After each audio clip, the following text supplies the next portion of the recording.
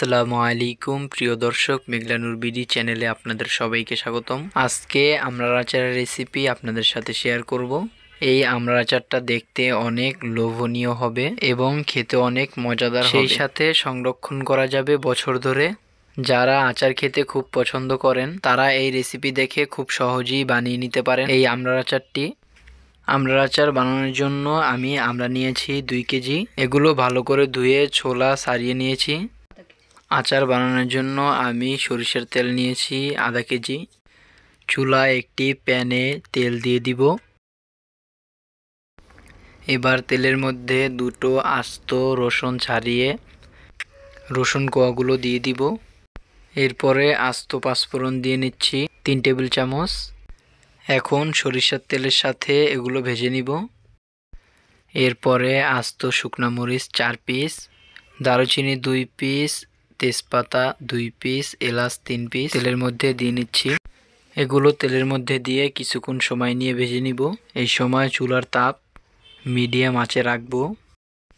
মশলা ভাজার সময় সুন্দর একটা স্মেল চলে আসলে আমড়াগুলো ছোট ছোট টুকরো করে কেটে নিয়েছি। আমড়াগুলো কেটে আটিগুলো ফেলে দিয়েছি। এবারে কেটে রাখা আমড়াগুলো তেলের মধ্যে দিয়ে দিব। এরপরে স্বাদমতো লবণ দিয়ে নিচ্ছি। আমড়ার মধ্যে মরিচ গুঁড়ো দিয়ে নিচ্ছি 1 চা চামচ, হলুদের গুঁড়ো দিয়ে নিচ্ছি 1 চা চামচ। এবার নেড়েচেড়ে আমড়ার সাথে ভালো করে মিশিয়ে নিব।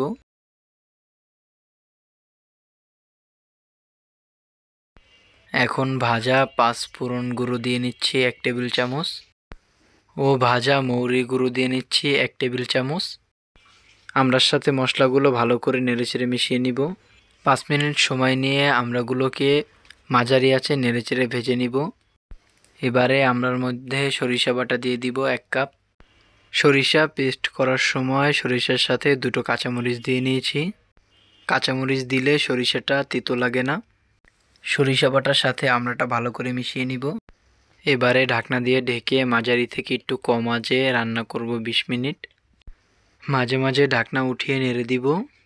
20 মিনিট পরে ঢাকনা উঠিয়ে চিনি দিয়ে দিব 1 কাপ।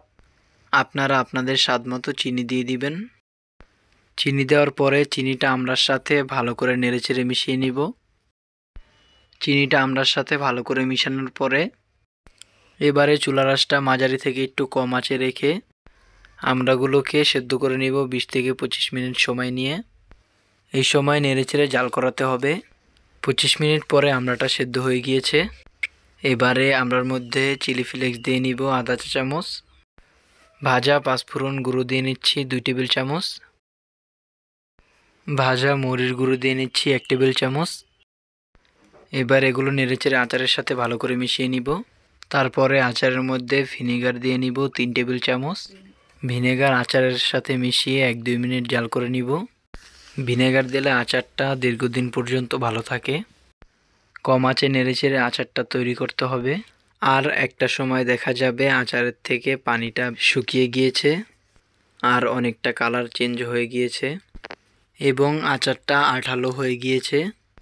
এ পর্যায়ে চুলাটা বন্ধ করে দিব।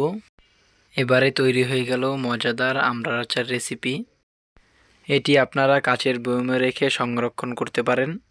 আপনারা আর কে কী রেসিপি দেখতে যাচ্ছেন আমাকে কমেন্ট করে জানাবেন।